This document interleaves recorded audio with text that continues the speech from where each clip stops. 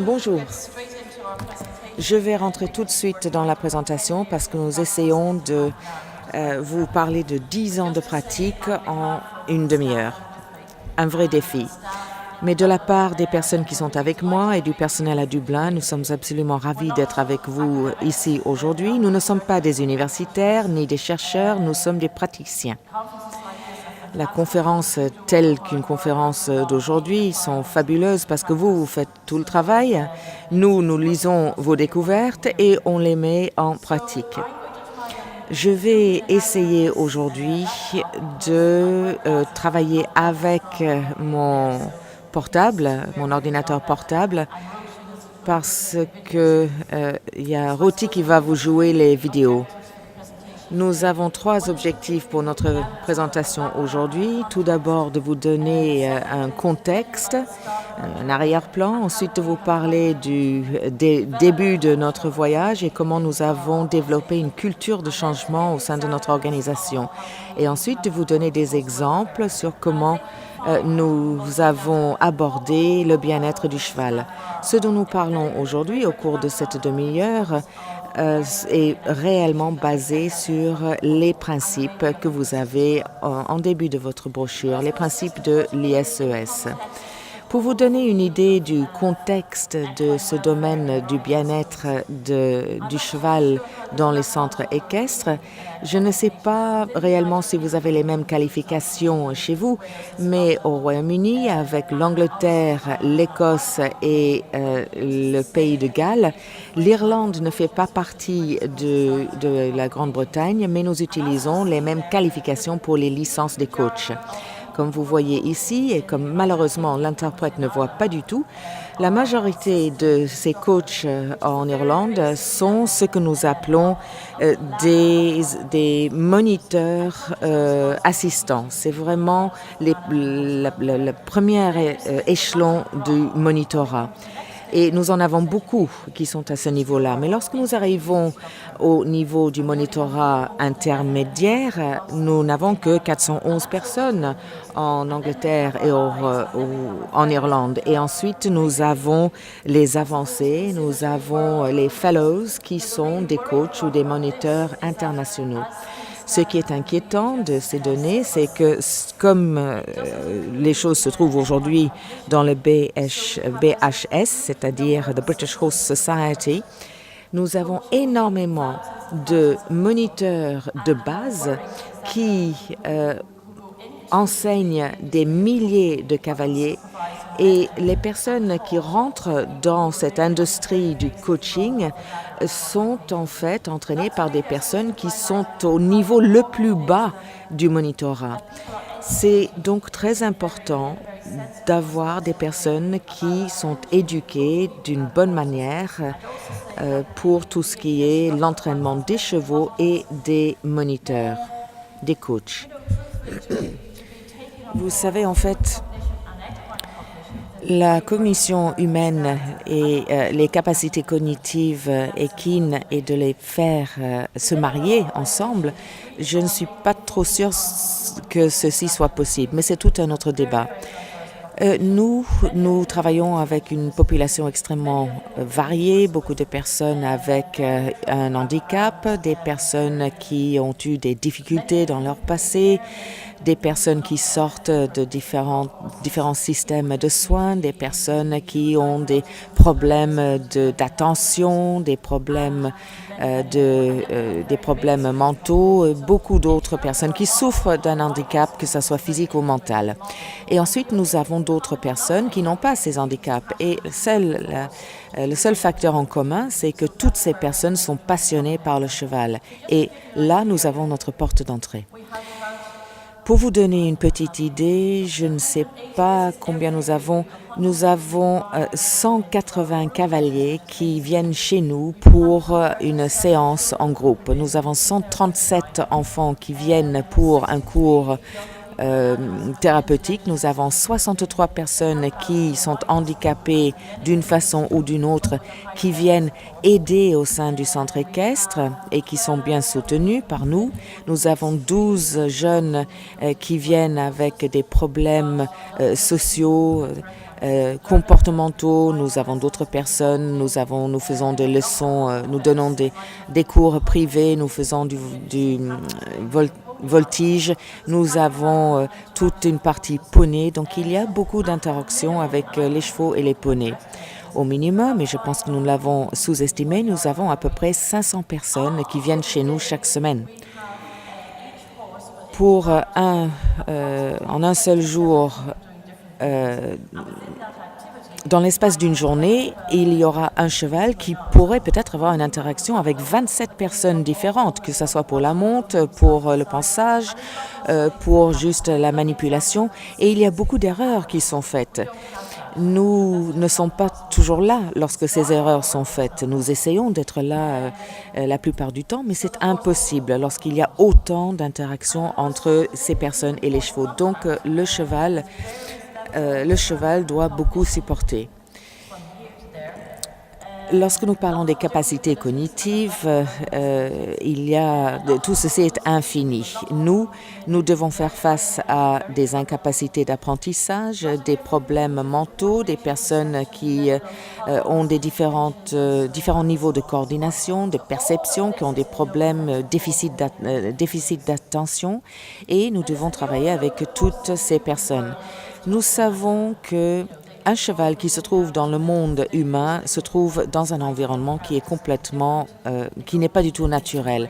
Un cheval qui autrefois vivait à l'état sauvage, brouté lorsqu'il le voulait, avait toute la place pour se déplacer, se retrouve tout d'un coup dans une écurie en train de manger des granulés. Ce n'est pas du tout naturel pour un cheval. Mais je voudrais peut-être vous poser une question. Est-ce que le cheval devient notre propriété? Est-ce que nous sommes propriétaires d'un cheval ou sommes-nous responsables de ce cheval? C'est très important comme question parce que si on a l'impression que le cheval nous appartient, ça nous donne le droit de faire ce que nous voulons avec le cheval et ça ne fonctionne pas. Ce n'est pas juste. Donc voilà, nous avons beaucoup de problèmes. Enfin, les chevaux se trouvent confrontés à beaucoup de problèmes dans le monde de l'être humain.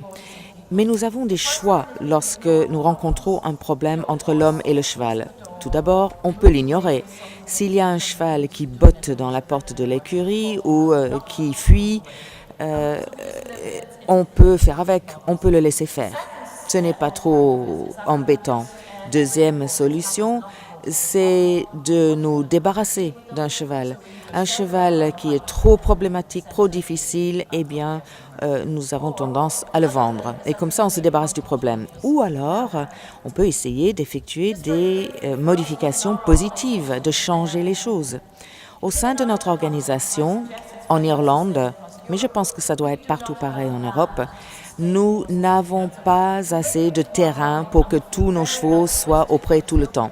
On se réveille un jour, on se dit ça serait formidable si on remettait tous ces chevaux à l'état sauvage pour qu'ils broutent et vivent ensemble en groupe. On ne peut pas le faire, nous n'avons pas le terrain nécessaire. Donc il faut prendre des décisions déontologiques, des décisions éthiques sur notre traitement des chevaux. C'est un peu comme un compas. De viser le nord, ça serait d'essayer de créer un environnement qui est aussi proche de l'environnement naturel du cheval que possible. Donc ça, c'est le nord. On ne peut pas l'atteindre parce que ce n'est pas atteignable, mais il ne faut pas tomber au sud et ne rien faire du tout. Il faut toujours essayer d'atteindre cet état pour le cheval. Et en fait, le bien-être d'un cheval n'est pas un chemin à sens unique. Il y a différentes possibilités que nous pouvons adopter. Je vous ai parlé tout à l'heure, lorsque je vous parlais de notre cadre du BHS, le curriculum ne couvre pas grand-chose lorsqu'il s'agit de comment traiter l'interaction entre l'humain et le cheval. Il y a beaucoup d'enfants qui viennent chez nous qui n'ont aucune expérience. Alors les enfants viennent chez nous, ils payent bien sûr pour suivre ces cours. Nous ne sommes pas un œuvre caritatif, donc les enfants arrivent et ils savent qu'ils peuvent travailler avec nos chevaux. Nous faisons beaucoup d'entraînement, nous faisons faire beaucoup d'entraînement par des bénévoles. Ces jeunes doivent effectuer ces stages d'entraînement pour avoir le droit de travailler avec les chevaux. Nous faisons beaucoup de recherches, mais nous ne sommes pas des universitaires. Il s'agit vraiment de recherche pour trouver une solution à un problème. Nous travaillons avec d'autres universitaires, peut-être avec des étudiants qui voudraient faire leur diplôme ou leur maîtrise sur un sujet en particulier. Ça peut peut-être vous coûter cher de venir à des conférences telles qu'aujourd'hui, mais ça vaut bien la peine. Je crois que nous allons tous partir d'ici aujourd'hui avec au moins une idée nouvelle, une suggestion qui nous est restée dans la tête.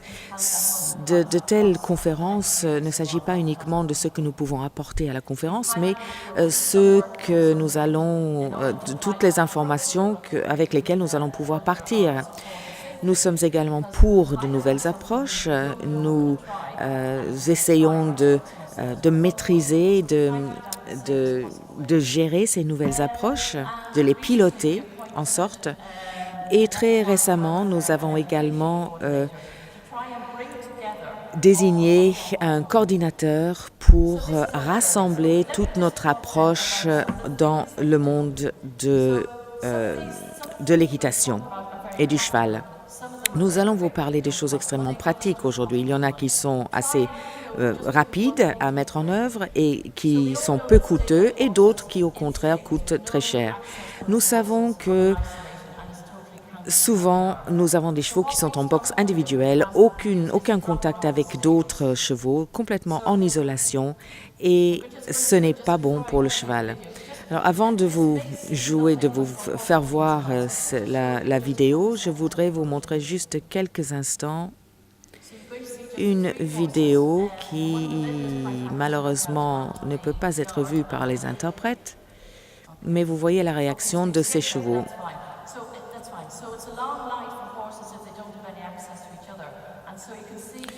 La vie devient pénible pour les chevaux si les chevaux sont gardés en isolation. Les chevaux qui se retrouvent isolés de 7 heures du matin à 19 heures sont plutôt malheureux. C'est très long pour un cheval. Et là, vous avez ces 3 chevaux. En fait, nous avons 36 chevaux à Festina. Nous avons des cordes suspendues devant les écuries pour que les gens ne s'approchent pas. Nous avons 500 personnes. Si à chaque fois une personne avance et caresse le cheval sur le museau, ça devient extrêmement pénible pour le cheval.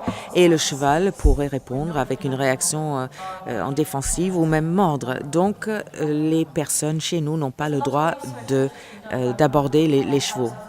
Nous avons effectué beaucoup de recherches sur nos écuries. Nous n'avons que 4 petits poneys qui vivent en Temple, et ces poneys vivent très bien ensemble. Nous avons fait un essai en enlevant les parois de nos boxes pour mettre les chevaux plutôt en stabulation, mais c'était catastrophique. Et c'était malheureux pour nous parce qu'il a fallu reconstruire les parois de nos écuries. Ça n'a pas marché chez nous de mettre tous les chevaux en stabu. Pour ce qui est de l'alimentation, souvent les chevaux sont au granulé 1, 2 ou 3 fois par jour. Donc les chevaux sont passés d'un environnement absolument naturel où ils broutent 16 heures par jour à une autre situation où ils sont nourris 3 fois par jour et où ils n'ont pas un accès à l'herbe. Nous avons donc introduit chez nous un système d'alimentation en continu, ce qui veut dire que le cheval peut jouer avec le foin, manger le foin, brouter le foin, et tant que le cheval mange le foin par en bas, le foin tombe par en haut. Donc c'est un système de dispensation de foin en continu. Et nous avons vu qu'avec ce système d'alimentation continue, le cheval marchait moins autour de sa boîte, regardait moins par la fenêtre. Et les chevaux, une fois que nous avons voulu les préparer pour être montés, les seller, les chevaux étaient beaucoup moins anxieux, beaucoup moins agressifs, plus grassouillés, c'est vrai, mais l'avantage, c'est que nous avons aujourd'hui un service également de ramassage de crottins qui fonctionne extrêmement bien. Nous sommes dans une zone urbaine à Dublin et ceux qui habitent à Dublin sont absolument ravis d'avoir des crottins frais de chez nous. En général, lorsque nous avons de nouvelles personnes qui arrivent chez nous, de nouveaux clients, on leur donne des petits poneys, des petits chètes parce que les poneys sont petits. Mais les poneys ne sont pas toujours très faciles à mener à la longe. Alors voilà une petite vidéo d'un poney, des problèmes.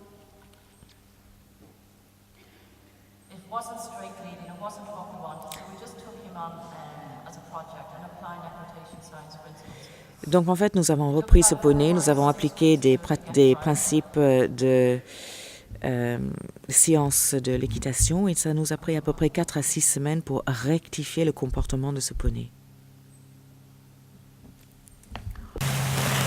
Okay, so I'm just going to fast forward just to show you after maybe 4 or 5 weeks, we just.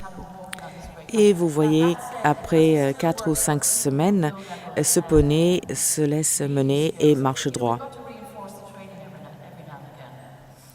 Mais ce n'est pas toujours évident de faire en sorte que les personnes inexpérimentées puissent bien mener ces petits poneys, qui s'appellent Sean d'ailleurs.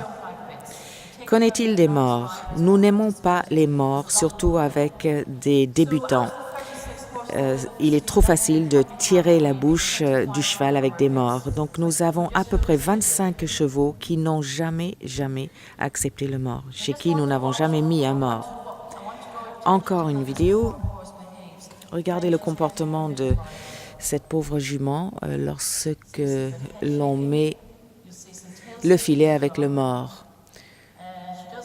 Elle secoue la tête, après il y a des mouvements de la queue, elle essaye de mordre la personne qui est à côté d'elle.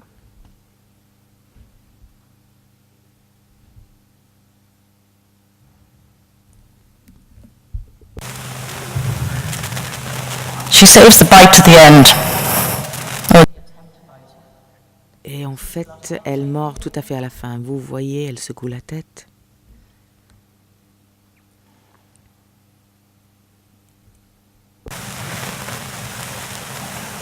Okay, so we'll move on to the next one. So this was when we tacked her up in a bitless bridle. The fact that. Et ensuite, nous avons décidé de lui mettre un filet sans mort. Et vous voyez que maintenant, elle baisse la tête pour accepter le filet. Elle a secoué la tête une fois, mais c'est tout.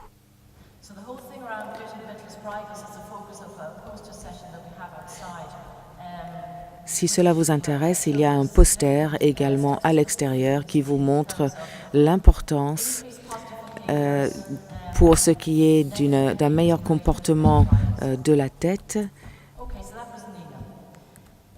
Et tout ceci causé par des problèmes de mort. Je crois qu'il y a également un autre problème commun à beaucoup de centres équestres et c'est lorsqu'il faut tondre un cheval. Voici un cheval qui nous est arrivé avec beaucoup de problèmes. Je crois que ce cheval a bien été battu à un moment de sa vie. Alors ici, nous arrivons. Vous pouvez encore une fois visionner la vidéo avec la tondeuse.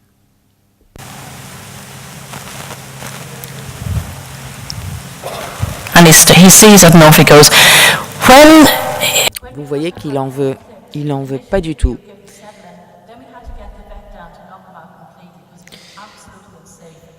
En fait, chaque fois que nous avons voulu tondre ce cheval, il a fallu faire venir le vétérinaire pour le mettre sous anesthésie. On était un peu perdus avec ce cheval. Nous avons donc essayé d'appliquer les principes de la science de l'équitation. Nous l'avons fait sur une période de 6 semaines, sans selle, et on a commencé à le faire avancer, aller en arrière, des deux côtés. C'est une approche qui ne coûte rien et qui est extrêmement simple si vous avez un problème pour tondre votre cheval. Vous lui faites faire un pas en avant, en arrière, en avant, en arrière, 10 fois par jour pendant 6 semaines. Et lorsqu'il était aussi léger qu'une plume, nous avons commencé à le tondre. C'est la première fois que ce cheval a été tondu au cours des 8 dernières années sans devoir subir une anesthésie générale. Et je dois vous avouer, j'étais pétrifiée. Je ne pensais pas que ça allait marcher.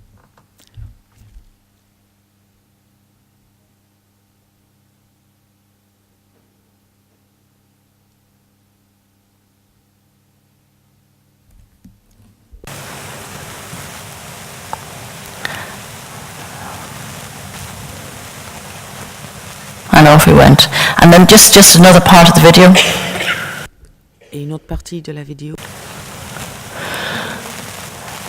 And yeah, so we just wanted a lot of head lowering, and actually he... Et à ce moment-là, le cheval s'est mis à baisser la tête tout seul. Cette vidéo date d'il y a 3 ans. Le travail que nous avons fait avec Henry. Aujourd'hui, nous n'avons plus besoin de faire du travail supplémentaire avec lui. On rentre dans son box, on le fait avancer d'un pas, reculer d'un pas, 1 ou 2 fois, c'est tout, et on arrive à le tondre sans problème. Donc, une solution extrêmement peu coûteuse. Voilà quelques exemples de ce que nous faisons avec nos chevaux. Nous avons également un plan stratégique tous les 3 ans et c'est la première année que nous avons inclus le bien-être du cheval dans notre plan stratégique. Au cours des 3 prochaines années, nous voulons que tout le monde comprenne les principes de base de la science de l'équitation, mais étant donné le nombre de personnes qui interagissent avec nos chevaux, nous savons que c'est extrêmement ambitieux, mais nous avons 3 ans pour le faire. Il faudrait que ces principes soient appliqués du box jusqu'au manège. Les chevaux vont être manipulés d'une manière cohérente. C'est vraiment un défi pour nous. Ce n'est pas uniquement parce que nous avons tellement de personnes qui passent chez nous, c'est que ces personnes n'ont pas du tout le même niveau de capacité cognitive pour travailler avec les chevaux. Il y aurait un maximum d'heures où un cheval peut être monté. Les cavaliers doivent avoir des mains très légères, ce qui va être difficile parce qu'encore une fois, nous avons une grande variété de cavaliers.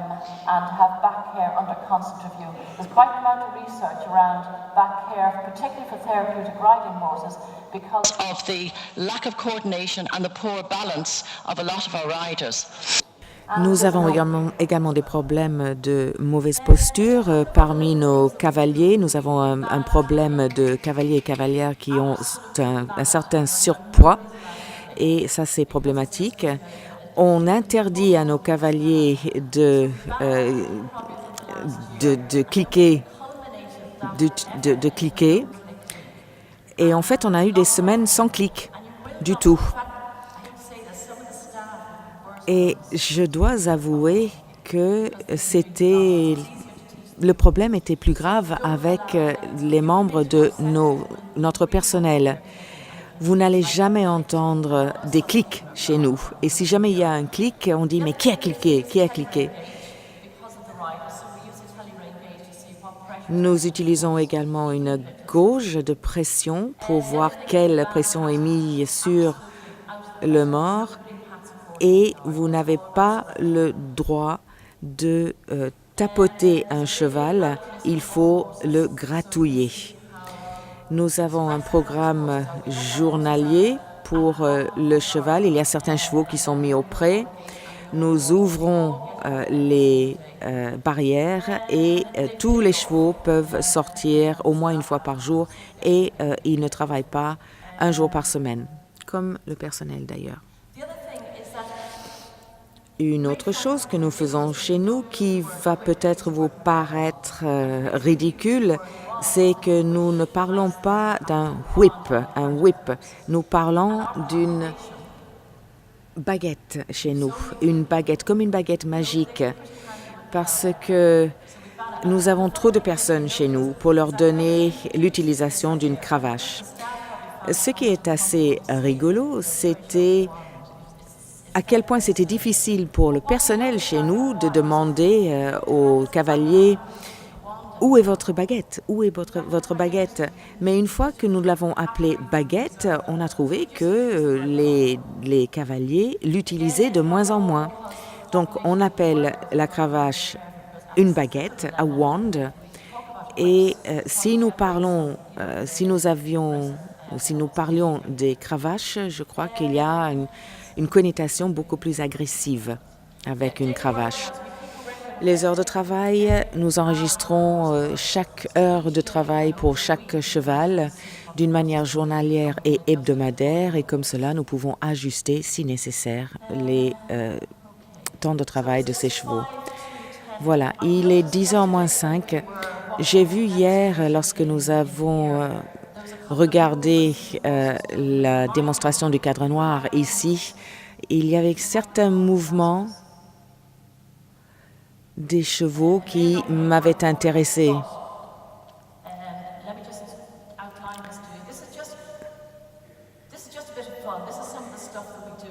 Voilà, vous allez voir comment nous nous amusons chez nous. Lorsque nous allons recevoir la conférence en 2018, nous avons l'intention de monter une pièce de théâtre avec des enfants et des chevaux, comme nous l'avons fait il y a 4 ans. C'était Blanche-Neige, bien sûr, et nous avions quelques poneys miniatures et nous avions des chiens, et nous avions une ponette toute blanche et un cheval plus grand pour jouer le prince charmant. Et nous avons entraîné ces chevaux. Donc, il y avait le cheval qui jouait la sorcière, qui a donné une pomme à la ponette, à Blanche-Neige, et nous l'avons entraîné à jouer la morte. Et ensuite, à la fin, la foule était absolument en délire. C'était réellement un succès et je pensais que ça serait amusant pour vous de voir la vidéo. Vous voyez que la muserolle est légèrement plus positionnée plus bas sur les poneys que normalement. Donc voilà comment nous nous amusons chez nous. There is music to go with it, but Yeah, it's okay. You know how to. It's turned up on this. Yeah, the computer. We go up to sound on the computer. You have it. It's already up. Because we can't hear it. I know. We can't hear it. that's okay. Even. Wait. Sorry.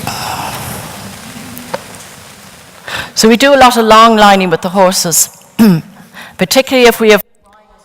Nous travaillons beaucoup avec des longes longues, surtout si nous travaillons avec des cavaliers montés.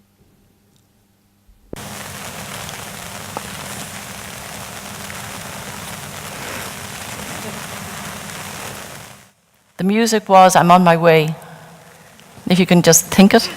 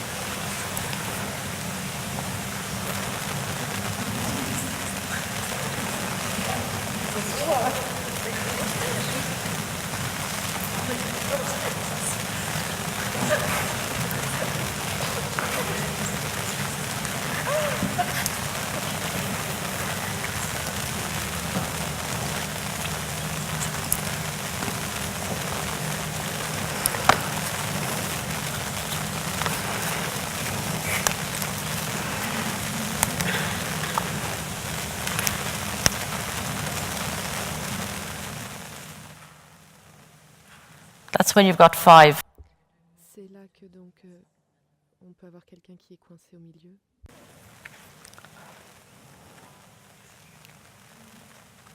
He puts in that little hop every now and again.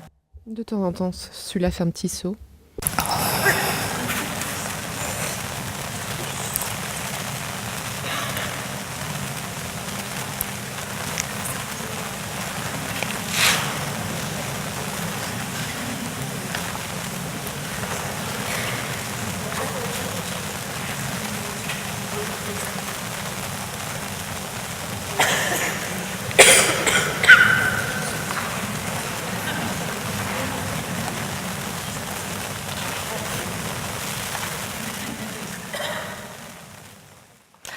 Thank you very much. Je vous remercie de votre attention.